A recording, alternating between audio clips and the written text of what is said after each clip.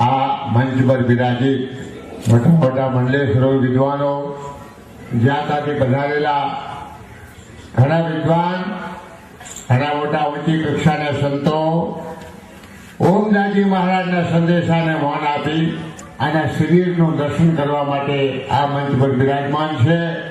મને કહ્યું કે તમે આશીર્વચન આપો. મને તો કઈ આવડતું નથી, હું બોલી શકતો નથી, છતાં પણ એમની સેવામાં બે શબ્દ મૂકીશ કે આ સંસ્થા, આ ધ્યાન યોગ આશ્રમ બંધવાર અને આ જે આશ્રમ, આથી હું 50 વર્ષથી પરિચિત છું. અને મધુસૂદનદાસજી મહારાજ બહુ નિકટના હતા, અતિ નિકટના. અમારા કટાવ ધામમાં આવતા, સત્સંગ કરતા અને અમે કહેતા બાપુ અમને પણ શીખાડો.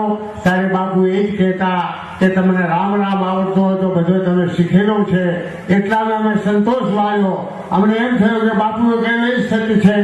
પણ એમની હયાતી બાદ ઓમદાસજી મહારાજ જે ક્રાંતિ, જે ધ્યાન યોગને વેગ આપી રહ્યા છે, જે સંસારના કલ્યાણ માટે પોતે તરવડી રહ્યા છે, એ ક્રાંતિ, એમની આ ધુરા અથવા તો એમનો એમ સમજો કે પરિશ્રમ તે ખૂબ સફળ થાય, જનતા સુધી પહોંચે.